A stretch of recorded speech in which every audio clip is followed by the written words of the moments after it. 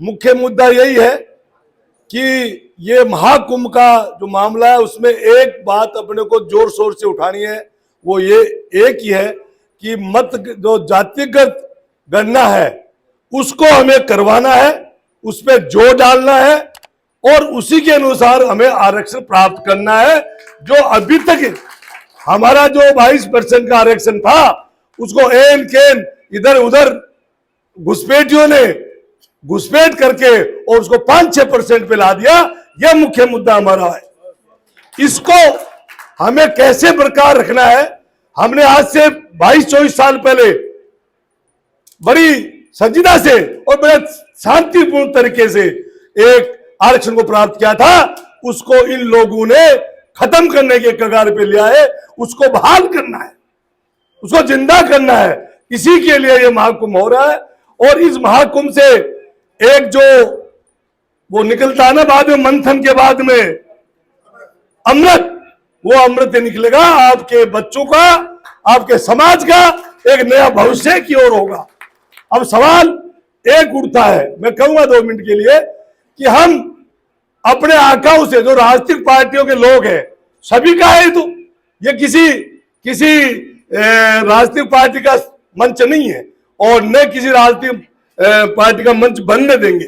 लेकिन राजनीति भी अगर आपको एक गोल करना है तो राजनीति का भी सारा आपको लेना पड़ता है। उसकी भी दशा समाज को देनी होगी कि हमारा समाज किस दिशा में चले, हम उस गोल को कैसे प्राप्त करें।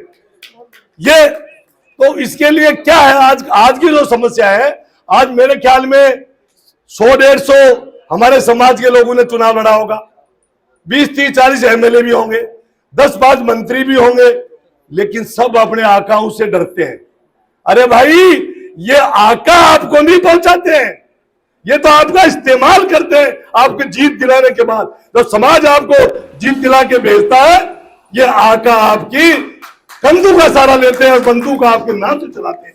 तो ऐसे लोग जो आकाओं से डरते हैं उनसे भी परहेज करो। या तो उनको मुख्य धारा में ले आओ, और अब मुख्य धारा में नहीं आता है तो इस महाकुंभ के बाद में समाज का जो मुखिया होंगे, जो धारा, जो कमेटी होगी, उसको ये फैसला करना पड़ेगा कि हम किन आदमियों को नकाब उनका उतारें। क्यों कि हम उसी से तो नकाब पहन के और हम उसका श्रेय प्राप्त कर लेते हैं और उसी के बाद में उसी समाज को ठोकते हैं। ये नहीं चलेगा, ये नहीं चलेगा। और मैं इस विचारधारा का हूं कि जो अपना है वो अपनों के लिए काम करे और अपने हक के लिए काम करे।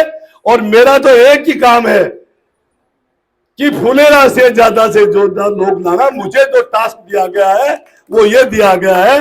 और मैंने परसों भी आपके नेतृत्व, जो समाज के नेतृत्व वाले लोग गए थे, राजा राम जी वगैरह, उसमें एक ही बात कही थी।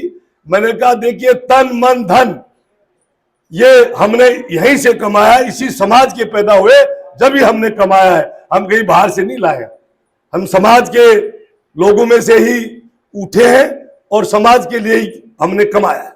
तो उसको भी हम अगर समाज के लिए 5 पैसा 10 पैसा 10% खर्च कर दें तो कोई बड़ी बात नहीं होती है, कोई बड़ी बात नहीं होती है। आपके पास 1000 रुपया, आपने 100 रुपया अगर समाज को दे दिया तो 900 रुपये और दुआएं जो काम आएंगी वो 100 रुपये से ज्यादा आएंगी।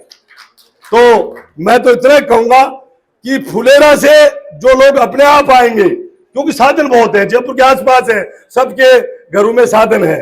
मैंने उस दिन भी, परसों भी यही घोषणा की थी, जो अपने आप जाए समाज के कान से बहुत बढ़िया, बहुत बहुत धन्यवाद।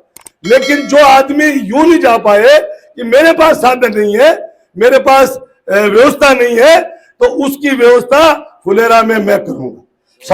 वो आपको भेजेंगे अगर सेंट्रल कमेटी को भी कि हमें फुलेरा में यहां दिक्कत आ रही है। फुलेरा की यहाँ के जो सेंट्रल कमेटी मुझे कहे कि विद्याधर जी, यहाँ आपको ये साधन इतने देने हैं, यहाँ इतना पैसा इनको देना है, ये खुद करके लाएंगे, इसके लिए मैं तत्पर तैयार हूं। मैं उसमें चाहे 5000 बस भी लगे, 5000 गाड़ियां भी लगे, लेकिन फुलेरा का आदमी जितना जाना चाहे उसको मैंने खुली छूट परसों दी है कि आपके 1-2 आदमी छोड़ो और रवाना हो जाओ। जैसे लूले लगड़े जो थे ना वो उस टाइम अपने सतलंत वाले हुए थे, क्या नाम था उनका, जिन्होंने राजधानी को बदला था, मोहम्मद तुगलक थे क्या वो, मोहम्मद तुगलक। तो मोहम्मद तुगलक की तरह हमारा भी यही फरमान है, आप उल्टा मत समझना कि मैं उसको दूसरे रूप में ले रहा हूं, कि जो चल नहीं सके उसको भी साथ में चला के लाओ, यानी जो अपने सहारे से नहीं चला उसको भी कहो मैं तेरे को कंधा देता हूं, तेरे को इस महाकुंभ में चलना होगा और नतीजा निकालना होगा। मैं इतना ही कह के और आप लोगों को इतना आश्वस्त करता हूं कि जहां तक मेरे को जो टास्क दिया गया है कि भाई फुलेरा क्योंकि सबसे नजदीक है और यहां से ज्यादा आदमी आना चाहिए, मैं उसमें कोई कसर नहीं छोड़ूंगा और वहां की व्यवस्था में भी कोई कसर ने पहले छोड़ी है। जब भी मुझे एक दुख होता है भाइयों, मैं एक बात कहूंगा, चुपती बात होती है लेकिन कहता हूं, हम लोग किसान से आते हैं 60% लोग, और जब राजा राम जी और ये हम वहां बैठे हुए थे किस पे, शाहजहांपुर के, शाहजहांपुर नहीं को, हम सड़कों पे बैठे हुए थे, शाहजहांपुर तो नाम है लेकिन हम सड़कों पे जब रातें बिता रहे थे, किसी आदमी ने भी किसी 200 लोग हैं, कांग्रेस के 200 लोग हैं, मैं कांग्रेस हूं इसलिए मुझे दुख होता है कि उन लोगों को ये नहीं सोचा कि 60% हम किसान हैं, हम बर्बाद हो रहे हैं, किसी ने भी नहीं सोचा। और किसी ने भी ये, मेरे ख्याल में 80 साल के हो गए होंगे, 80 साल के हो गए राजा राम जी, 80 नहीं 78-80 वो एक ही बात है भाई साहब, एक ही उम्र के हो तो एक ही उम्र में हो, ये वहां ऐसे फिर रहे जैसे 25 साल का जवान फिर रहा है। मैं कई बार मेरी आंखें भर आती थी कि हम उस समाज में आते हैं और उस किसान के लिए लड़ रहे हैं और उस किसान को राजस्थान परवाह नहीं है। क्या सोच है ये सोच इस महाकुंभ में मत दिखाना। मेरी हाथ जोड़ के प्रार्थना है, ये महाकुंभ सफल होगा तो हमारा भविष्य सफल होगा, हमारे जो नई पीढ़ी है उसका भविष्य सफल होगा। और यही कह के मैं स्थान ग्रहण करता हूं। जय हिंद, जय भारत।